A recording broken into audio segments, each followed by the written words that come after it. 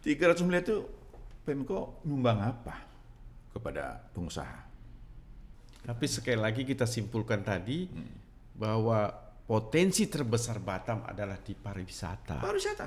Ya, coba sekarang. Go-kart. Mobil, Ya. apa namanya? Yang mobil-mobil yang bisa apa? Go-kart apa nama itu? Bisa nggak dia masuk ke airport? Luar biasa Bang.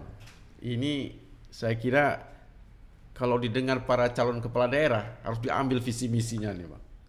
Camera! Running! 101, 2, 3, take two. Action! Cakap, jangan tak cakap. Assalamualaikum warahmatullahi wabarakatuh. Waalaikumsalam warahmatullahi wabarakatuh. Bercakap tentang Batam tentu tidak akan tertinggal bercakap tentang pariwisata. Karena Batam, pulau kecil, turisnya banyak.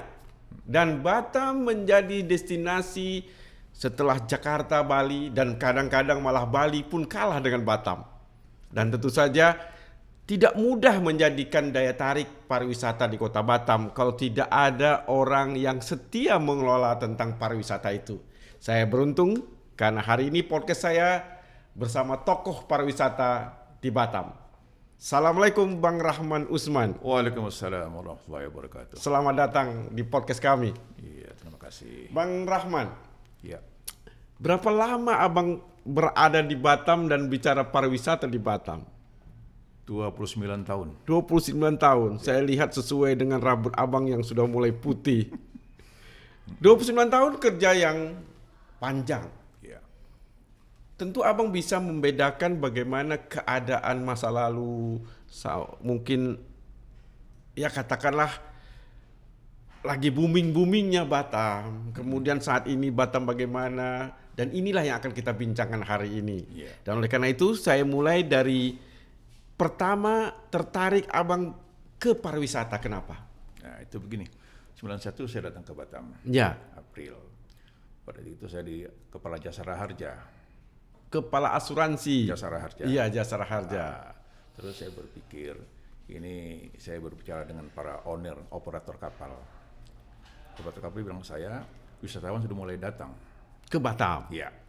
Saya bilang, wah ini ada risiko. Ini selaku ya, tuan rumah destinasi, kita harus protect mereka. Kenapa? Namanya personal accident. Oh ya, insurance personal accident. Jadi selama dia berada di Batam 1 minggu, dia ada cover asuransinya. Ya. Kapan dia bayarnya? Include di dalam tiket. Nah, ketika dia beli tiket udah include harga Tiket. insurance. Nah, ya waktu itu $2 per pack per orang. Insurance-nya. Ya, $1 untuk asuransi, $1 untuk Batam Tourism Board. Iya, saya baru ingat ada Batam Tourism Board. Tourism Board. Ya, Apakah waktu itu tidak ada dinas pariwisata? belum ada sama sekali. Belum ada sama sekali. Kecuali di otorita.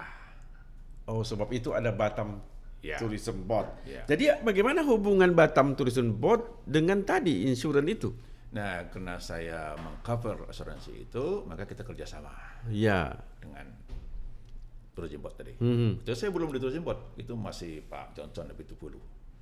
Ya, Bang kan berada di Ya. Jasara Harjanya. Ya. Nah, sudah kita lakukan kerjasama itu, $1 itu kita buat untuk BTPB, itulah dana untuk promosi, melaksanakan event, training, supir taksi, training pegawai hotel supaya dia sesuai dengan standar pariwisata. Di situ mulainya. Iya. Dan setelah itu kan Abang jadi Batam Tourism Board malah identik dengan Pak Rahman Usman katanya. Iya. Nah, setelah berjalan 2 tahun, tahun 1994 diangkatlah sebagai Direktur Operasi Batam Tourism Board.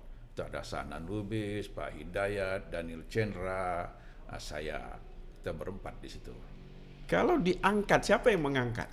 Ketua Kasatlat Otorita.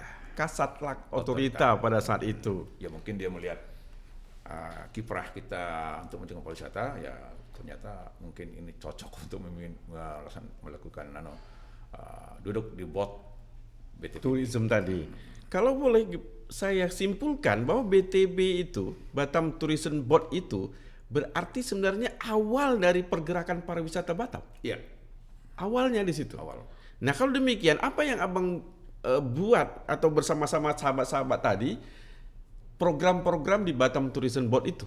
Ya, kita mulailah melatih para pegawai hotel, front office, supir taksi kita latih, kemudian melakukan promosi dengan leaflet 4 bahasa, ada Inggris, Mandarin, Korea, Jepang. Kita baca dulu segmen kita di mana. Segmen Batam ini, Singapura, Malaysia, Korea, Jepang, Taiwan. Yang banyak datang ke Batam Ya itu, via Singapura. via Singapura. Sampai hari ini kita tidak bisa menjual direct Batam, harus menjual Singapura karena tidak ada penerbangan yang langsung. Inilah kendala kita. Jadi kita imbas dari Iya. yang datang Singapura, kita jual juga Batam. Betul. Saya kembali dulu ke BTB tadi. Pada saat dimunculkan Batam Board itu dan ada program-programnya, ada tidak menyentuh unsur-unsur kebudayaan? Ada. Iya. Ya, kita waktu itu Germina namanya, yang dulu di Sekupang, di belakang di kantor Satnusa. Oh ya, Nah, itu ada tari Jawa, tari Melayu itu yang kita bina itu. Germina. Ya. Apa Germina itu? Nama klub? Nama klubnya, nama Sanggarnya. Sanggar Germina pada Iya, saat itu. Dan berarti turis dibawa ke sana untuk melihat itu. Dan itu juga sebagai satu daya tarik, karena kalau kita lihat di Batam ini kan daya tariknya sebenarnya yang kuat adalah kuliner. Ya, Konil, Shopping Paradise, sport, olahraga, Oh ya, golf dan golf, seterusnya. nah, ya, marine sport gitu, Di laut ya, untuk olahraga-olahraga. fishing, mancing. Iya.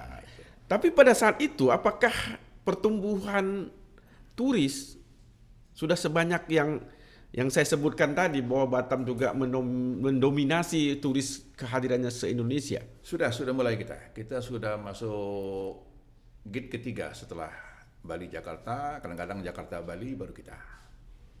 Oh, sudah mulai ya. Sudah mulai kita. Nah, Sudah mulai. kalau berada di bahagian pariwisata itu, pada saat itu apa yang muncul persoalan-persoalan? Maksud saya yang mungkin harus dihadapi oleh Batam untuk memperkuat sebagai salah satu destinasi terbesar di Indonesia. Jadi kita ini masih kekurangan Objek wisata. ya, objek alam kita masih kurang, konektivitas antar pulau juga tidak standar begitu. Nah, kemudian culture performance juga masih kurang. Sampai sekarang. Sampai sekarang. Jadi kalau tidak ada perubahan dari cita-cita abang awal itu, kenapa? Ya itu tidak, setiap ganti pemerintahnya tidak ada yang concern kepada pariwisata. Oh, tidak ada konsistensinya. Tidak ada sama sekali. Berarti baik kota maupun provinsi. Jadi kenapa kok turis ada?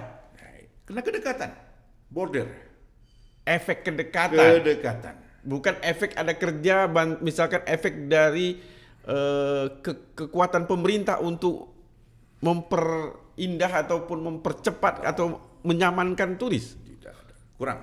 Kurang ada. Kurang. Sampai sekarang. Sampai sekarang.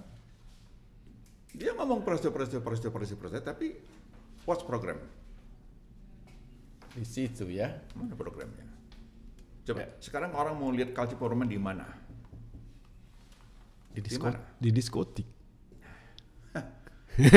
Seharusnya kan, dari dulu sudah saya bilang, Gedung Beringin itu jadikanlah culture performance. Dari dulu sudah saya bilang kok. Betul. Kita punya waktu itu 24 Betul. provinsi, 24 etnis bisa menampil di situ. Iya. Coba, Betul. sampai hari ini, just talk only. Memang kalau bicara unsur tourism ke pariwisataan dikaitkan dengan kebudayaan, memang kita sangat lemah. Itu dia. Karena tadi ciri-cirinya seperti abang katakan, harus ada tempat pentas seni, tempat para seniman berkreasi. Iya. Malah kalau kita ke ke Bangkok, cuman musik-musik, tapi dia ada. Kita malah tidak ada. Nah, kalau demikian, apakah memang tidak ada keinginan untuk melakukan festival budaya misalkan di Batam? Sudah ada, kita lakukan dulu. Sudah. Sudah. Namanya apa? Festival Budaya Nusantara 4 kali kita lakukan BTPB. Dimulai tahun berapa? Tahun 98 sampai dengan 2004. Sekarang tidak ada lagi? Tidak ada lagi. Kenapa bisa tidak ada? I don't know. Karena tadi saya sekali lagi melihat sepertinya autopilot pariwisata di Batam. Maksudnya ada tidak ada, ya dia datang aja. Nah kalau begitu, kembali lagi ke Batam Tourism Board, apakah sekarang ada? Nah sekarang mau dibentuk lagi. Dulu kan dari tahun 90 sampai dengan 2004. Begitu otonomi daerah, ini stagnan. Karena ada dinas pariwisata. Iya. Nah setelah itu baru kemarin 2019 diminta lagi, dihidupkan lagi, lalu saya ditunjukkan sebagai ketuanya. Reborn. Saya sudah tua, sudah Iya. begitu. Iya. Cuman ya pemerintah minta saya mempersiapkan kader. Iya paling tidak pengalaman kan tidak dihitung dari usia. Iya. Pengalaman makin tua makin punya pengalaman yang kuat. Dan pengalaman abang saya kira sangat berharga untuk generasi yang akan datang. Kalau begitu, Bang Rahman, apa yang sekarang saat abang kembali reborn dengan BTB itu, apa yang kira-kira yang bisa kita masukkan di pemerintah atau mungkin secara umum dia menjadi bahagian program pariwisata? Ya, makanya saya sekarang sudah menyusun program, menyusun proposal kepada pemerintah, step-step yang dilakukan. Misalnya tadi culture performance. Culture performance. Ya, ini harus ada. Oleh karena itu saya usulkan kepada wali kota dan BP agar gedung beringin dijadikan culture performance destinasi di situ. Di Pugar. Ya. Iya. Nah kemudian pulau-pulau, Pulau Akar, Pulau Terong, Pulau Belakang Padang, itu juga bisa dijadikan objek destinasi. Destinasi antar pulau. Iya, karena juga orang-orang sana kan ingin juga melihat situasi di masyarakat di pulau seperti apa. Kehidupan tradisional. Iya. Nah problemnya dia mau ke Belakang Padang itu melihat transportasinya seperti itu, mikir. Karena nggak ada safety-nya. Ada safety-nya, tidak standar.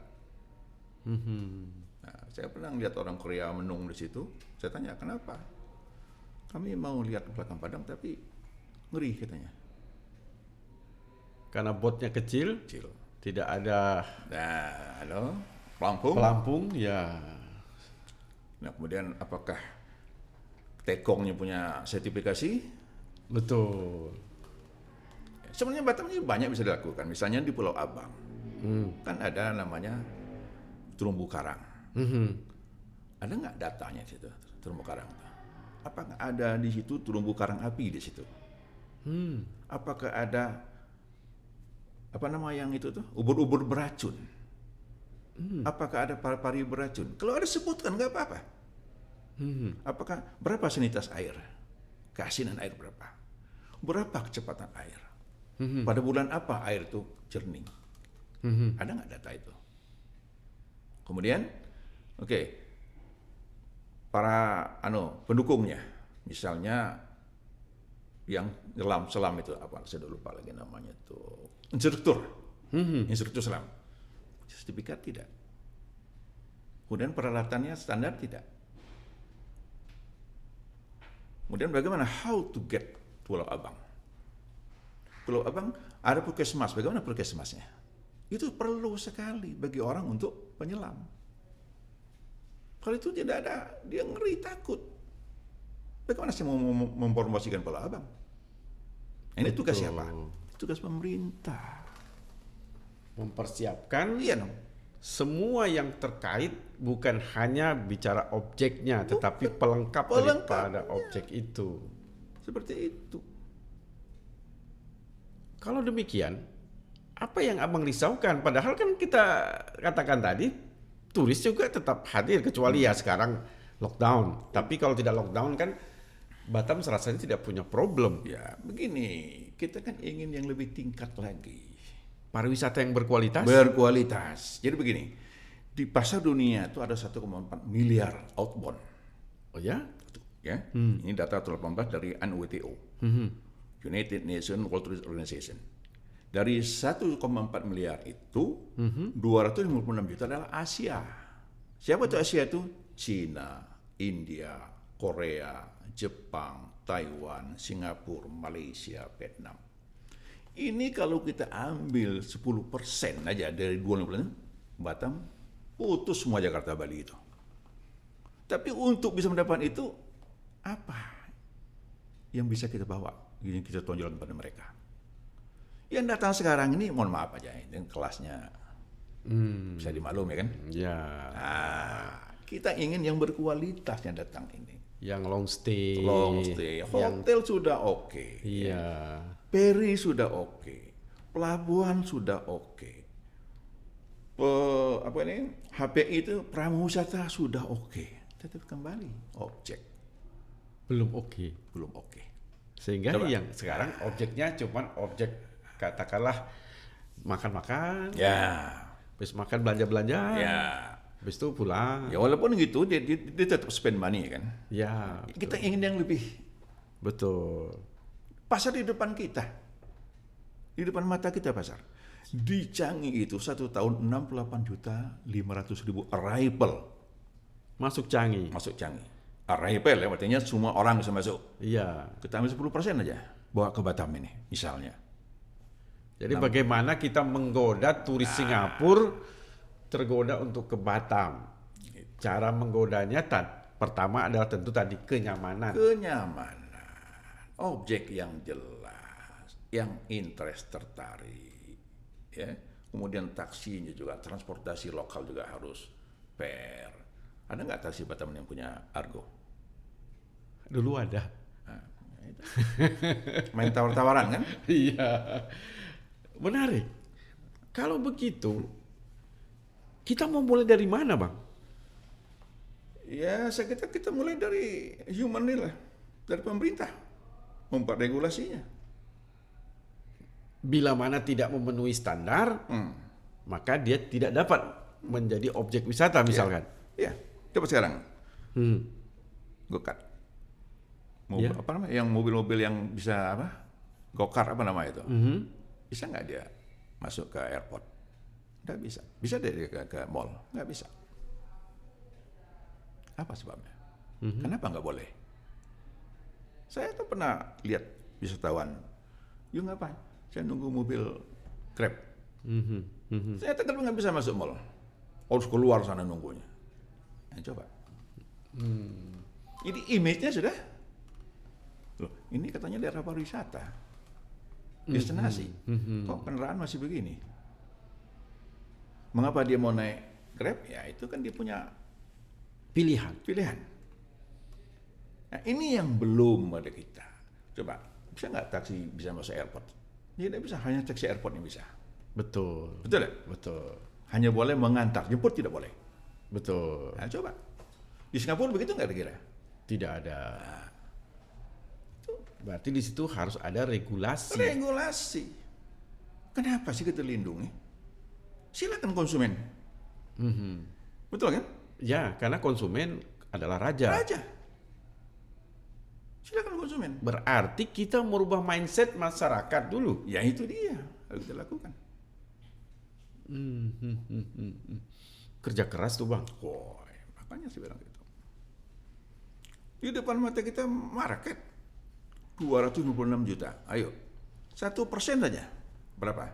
Fantastis. 2,5 juta masuk Batam. Sekarang baru berapa? 1,9. Kenapa? Seharusnya Batam sudah 5 juta kalau kita semua komit untuk bangun pariwisata. Dengan 1,9 itu berapa pemerintah kota dapat? 300 miliar per tahun. Sekarang kita tanya berapa yang Pemko kucurkan kepada dinas pertanian? Hanya 4 miliar, 1% enggak ada. Bagaimana kita mau maju? Tidak menampakkan adanya korelasi dari pendapatan dengan event ya. 300 miliar itu Pemko nyumbang apa kepada pengusaha? 1 biji bata nggak ada, hanya 2 lembar surat namanya perwako. Bayar pajak, hotel, restoran. Logikanya kalau dapat 300 miliar, nih 30 miliar bangun pariwisata. Nih kalau mancing umpannya cacing ya dapat ikannya Kecil. kecil. Itu logikanya gitu kan? Betul. Betul. Kita ini strategis, border. Kita nggak usah bicara wisman Amerika, Rusia, no need itu. Kita cukup China, India, Jepang, Korea, Taiwan, Singapura, Malaysia. Itu aja kita udah luar biasa. Sekarang bagaimana untuk mendapatkan itu? Komit dah. Kalau komit, ayo kita kerjakan. Ini ganti kepala dinas, ganti kepala daerah udah nggak nyambung, tidak sustainable. Katanya dia mengikuti visi dan misi. Nah, ya itu. Nah kalau begitu, kita kembali lagi, ada sebuah persoalan. Ya. Dan persoalan itu untuk sementara kita mengatakan bahwa berkait besar pada kebijakan pemerintah. Betul. Nah, pemerintah yang bagaimana yang Abang harapkan untuk dapat ke depan ini yang pro pariwisata? Ya pemerintah yang betul-betul ingin memaju ke pariwisata. Kalau dia tidak tahu, tanya pada yang tahu, kan selesai urusan. Jadi dianggap pemerintah hanya ingin mengambil pajak pendapatan saja? Iya. Dia mungkin berpikir begini, nggak dipromosi juga orang datang. Order kan? Nah itu yang saya bilang tadi. Autopilot ya. Autopilot. Ya. Padahal kita ingin yang lebih dari itu lagi. Istilahnya kalau mau ngejar 1,5 juta, diem saja dapat. Dapat. Tapi kalau mau ngejar 3,5 misalkan harus ada umpan yang lebih besar. Nah, itu mungkin di dalam benak baik para eksekutif maupun legislatif. Nggak perlu dipromosi juga datang katanya gitu.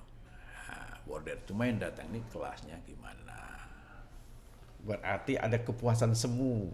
Iya. Pencapaiannya oke memang, tapi bisa di-upgrade lebih kuat, lebih tinggi, lebih high class untuk di Batam. Bali bisa kalah, saya yakin.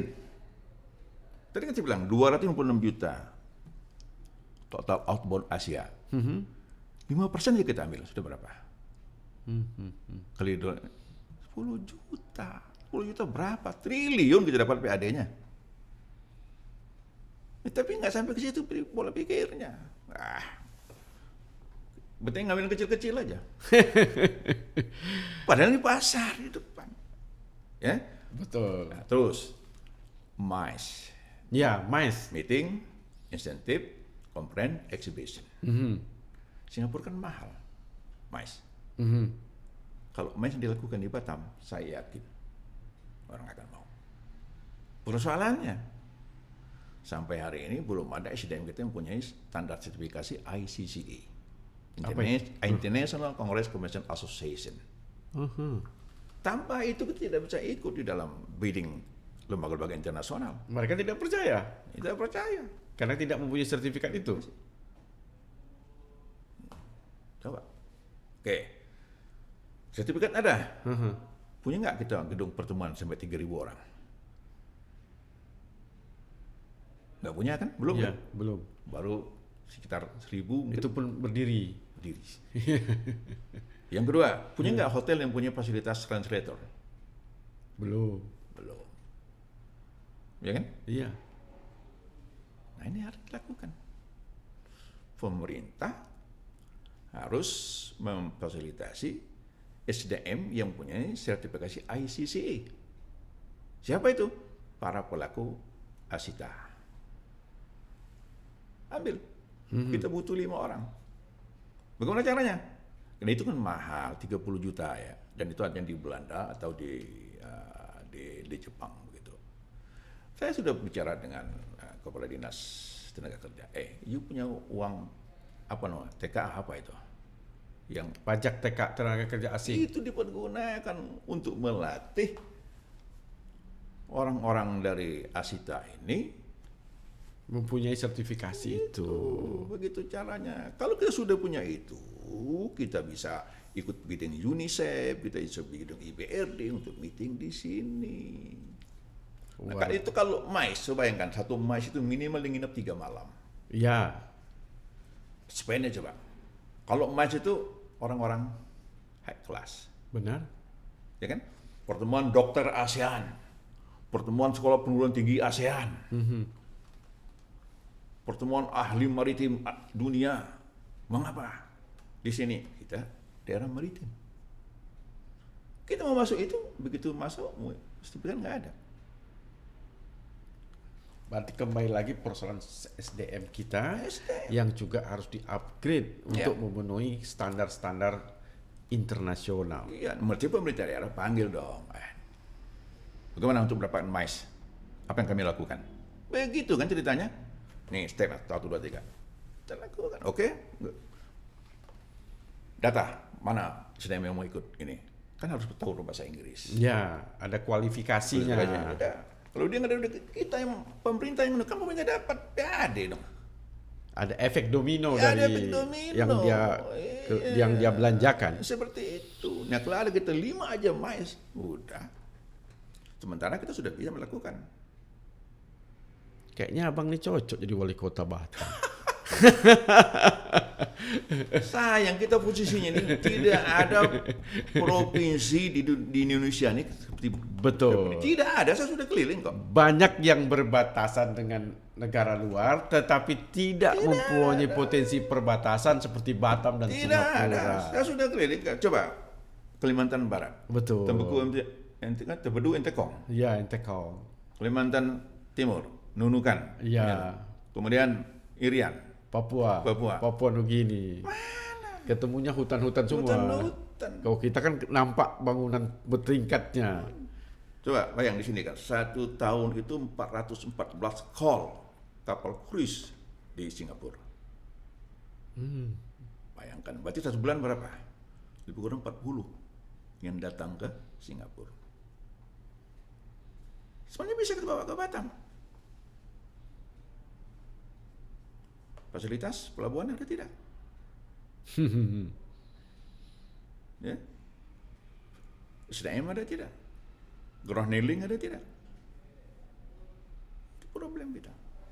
Dengan kata lain, abang bersama Batam Tourism Board mungkin harus membuat blueprint untuk ke depan. Ya, ini sedang saya lakukan sekarang ini. Ya, walaupun mungkin step by step, tetapi dia harus menuju cita-cita besar itu. Cita-cita besar di pariwisata tentu menghasilkan turis yang lebih besar. Betul. Dan lebih besar tidak hanya kuantitatif, tetapi juga bicara kualitatif. Betul. Jadi analisis sudah saya kasih, analisis SWOT Batam. Oh iya. Ya, ini akan sekali lagi analisis Kepri. Mungkin kita bukan hentikan, tapi saya berpikir apa yang menjadi obsesi abang ini sudah benar. Tinggal bagaimana dapat diimplementasikan oleh stakeholder semua yang ada. Nah, itu ini. Tapi saya akan mengkaitkan dengan keadaan turis hari ini, pariwisata hari ini. Hancur. Dan kalau hancur kemana mereka, Bang? Saya lihat mobil pariwisata sudah parkir semua. Beberapa posisi semua ada yang jualan online, ada yang sementara tutup saja. Mantap makan tabungan. Tabungan habis pun bingung lagi mau apa lagi. Kalau demikian, kreasi apa yang bisa kita bantu untuk mereka? Ya sekarang ini bagaimana caranya saya melakukan meeting lokal, nasional. Nah makanya saya kemarin sudah berkomunikasi dengan Kementerian Kesehatan. Nanti tanggal 12 ada meeting di Palm Spring. 12 September. Iya. Itu Meeting apa? mengenai rebound pariwisata Batam. Oh, menghidupkan kembali Ya, dengan standar protokol kesehatan. kesehatan. Karena semua orang sudah menyimpulkan dampak COVID-19 ini yang paling menghantam, paling gawat adalah di pariwisata. Pariwisata, hotel, spa, Iya. semua hancur. Pada saat ini maksud saya, dapatkah kita membantu mereka dengan program-program yang paling tidak menimbulkan semangat mereka kembali untuk bertahan? Ya, berat juga. BTPB fungsinya promosi. Ya, paling-paling BTPB menjadi fasilitator berbagai organisasi agar dia mengadakan meeting di Batam. Ya. Itu yang kita lakukan. Jadi nanti bulan Oktober ada lagi meeting kementerian juga, tapi pariwisata dengan pola paradigma COVID. COVID, iya. Nah, karena setelah COVID ini, dunia pariwisata mengalami perubahan besar. Nah, ini harus kita sikapi. Dalam diskusi Abang dengan para pelaku atau pebisnis pariwisata, apa yang mereka masih bisa optimiskan dalam keadaan seperti ini? Ya, dan mereka masih nunggu kira-kira ya Desember sudah bisa COVID pergi, dia akan bangkit kembali gitu. Nah, sementara saya sudah berkomunikasi dengan Taiwan, itu sudah mendaftar untuk ke Batam ini 7.000 orang. Menunggu pasca COVID pasca ini. COVID. Nah, itu BTBB lakukan. Sudah mau tekan MOU kita bahwa dia akan datang. Kita kembali kepada persoalan tadi, persoalan penyiapan SDM. Nah, itu dia. Penyiapan SDM. Di Batam juga punya lembaga perguruan tinggi tourism. Ada. Dan apakah Abang bisa mencoba mempelajari di situ dan mengkaitkan bagaimana tadi Abang bercerita untuk pencapaian program tourism? Kalau yang di BTP ya, Batam Turis Politeknik itu kebanyakan mereka untuk keluar.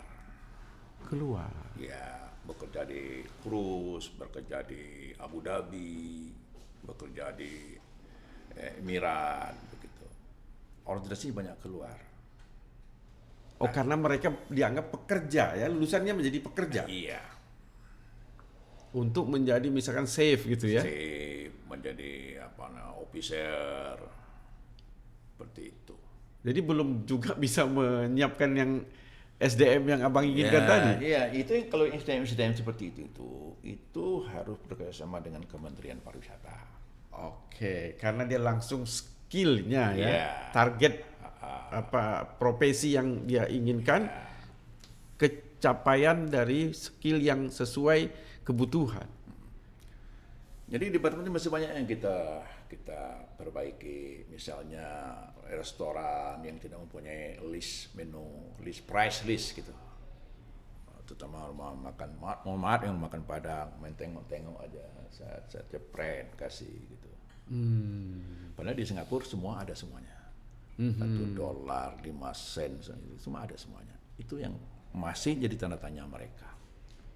Karena ingin menunjukkan tingkat kejujuran yang akan Trust. trust. Mereka ingin trust. Iya. Masalah harga nggak ada masalah, yang penting trust. Nah, ini yang dulu sudah pernah kita lakukan BTPP, jalan sudah tuh, ya Harus ada yang mengontrol. itu dia. Nah, itu bukan urusan BTPP kan? Bukan. Nah, siapa yang kontrol ini? Betul. Dulu saya perintahkan seluruh hotel, restoran hari Jumat harus pakaian Melayu, masakan Melayu. Jalan sebentar, hilang lagi.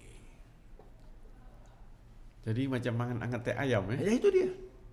Ganti kepala dinas sudah nggak jalan lagi. Tapi sekali lagi kita simpulkan tadi bahwa potensi terbesar Batam adalah di pariwisata. Pariwisata. Karena dia bisa mengangkat pendapatan asli daerahnya. Ya, pariwisata itu multiplier effect. Multiplier effect. Tetapi juga multi kompleks. Karena semua terlibat di dalamnya. Ya kan? Nah, ini harus kita sadar. Taksi, pancung, terlibat semua itu kan? Sampai tadi yang kata Bang tukang hitung dekat rumah makan itu kan. Itu.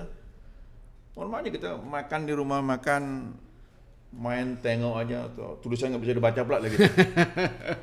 Jepret kasih, dia bingung. Ya tapi itulah semacam sudah menjadi habit kita, jadi kebiasaan. Dan kadang-kadang juga menimbulkan keanehan juga, lucu-lucu mereka juga. Jadi kadang-kadang yang unik-unik itu juga membuat kesan yang dicatat mereka setelah pulang berpariwisata di Kota Batam. Karena menurut saya mendengar ada turis ke Jakarta hanya ingin melihat macetnya Jakarta. Tuh. Karena di Macet itu katanya yang jualan banyak. Jadi mereka melihat juga itu sebagai keasikan tersendiri. Kalau masalah itu kan nasional. Contohnya ya, kita dari hotel mau ke Cengkareng. Ada 97.100. Kasih duit 100. Nah, mulai tuh sibuk. Betul ya? Betul. Kalau di Singapura 5 sen dikembalikan ya? Iya. Gimana? Padahal kalau dikembalikan kita balik ke dia lagi tuh, gitu kan? Iya. Nah, tapi terasa udah nggak ada. Nah, ini tugas siapa?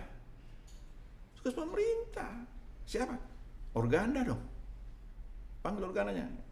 Kan seperti itu. Berapa ada organdanya?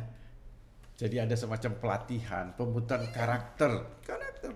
penguatan karakter di semua stakeholder. Baru ini bisa berjalan dengan baik dan tingkat trust tadi terjadi. Jadi, kalau soal alam yang bisa lawan dah, masa kita kalah dengan Thailand? Tidak mungkin. Hah? Masa kita kalah sama Malaysia? Tidak mungkin. Kenapa? Kan gitu. Karena manusianya yang kita tidak mungkin juga. Nah, itu dia. Padahal di Thailand kita lihat anak-anak bermain dengan anak king cobranya begini aja tuh gitu kan? Iya betul. Kita nonton. Tapi kena promosinya dan itu pasti ada. Betul. Begitu. Biar 3 orang pun dia main. Iya. Kalau kita cuma baru 3 orang. Tunggu lagi lah. Nah, nggak bisa karena pariwisata itu itinerary, pakai jadwal. Iya. Dia dalam satu paket, Nah. di paket itu ada program. Ada program. Mereka untuk kemana dengan waktu tertentu. Gitu. Nah, sekarang coba dari Batam orang mau ke Pulau Penyengat. Pakai bus yang 60 set, bisa nggak masuk Pulau Bandis? Pulau Bungur. Tidak bisa. Nah, kenapa nggak didesain dulu seperti itu? Waktu didesainnya kenapa tidak bikin bis bisa masuk di situ? Oh bisa, bisnya pergi di luar jalan. Kalau hujan macam mana? Kembali lagi kan? Sepele. Ini pembicaraan yang luar biasa tentang pariwisata. Sehingga saya melihat bila ini dikerjakan dengan baik, pasti hasilnya sangat menakjubkan. Oke, sampai dia di Tanjung Pinang. Mau nyebrang ke Pulau Penyengat? Tanda enggak? Belum. Malah berapa tahun lalu ada musibah di Itu situ. dia. Itu dia. Jadi konektivitas antar pulau kita belum standar. Orang Singapura kalau orang sudah bosan lihat kotanya, dia kepingin lihat Kampung. kampung. Ada heritage lagi di Iya. Penyengat dan seterusnya. Coba lah dia kemana ke pulau apa yang tukang biola itu pulau apa nama itu yang dulu dekat Pulau Akar. Coba dia ke situ. Menarik. Malah mereka sekarang juga sedang membuat wisata-wisata religi. Nah, Saya malah diberitahu mereka mendengar ceramah Ustaz Abdul Somad di sini. Sengaja datang turis ya, di sebuah hotel diadakan pertemuan dengan jemaah Singapura, Malaysia. Mereka datang untuk mendengar seperti itu. makanya sekemen di depan mata. Sekarang bagaimana mengambil sekemen itu? Mestinya pemerintah daerah punya dong keinginan. Nggak tahu bertanya, apa susahnya? Luar biasa Bang. Ini saya kira kalau didengar para calon kepala daerah harus diambil visi misinya nih Bang. Jadi mereka memang Kepulauan Riau sudah terbukti dengan capaian turisme terbesar itu. Dia harus menyambut hasil itu untuk memperbanyak dan memperkuat dan berkualitas untuk menambah sumber pendapatan asli daerah. Setuju Bang? Setuju banget. Nah, kalau Abang udah setuju ini selesai bicara kita Bang. Ya. Karena kalau bicara pariwisata dengan pemikiran Abang tadi, ini tidak akan 30 menit, 3 jam pun tak lewat saya. Tapi cakap dengan tak cakap ini harus diakhiri. Ya. Dan kalau begitu, apa pesan Abang untuk semua yang mendengar podcast Suara Hardi ini terhadap pariwisata? Silakan. Mari kita berkomitmen memajukan pariwisata Batam dan Kepri ini.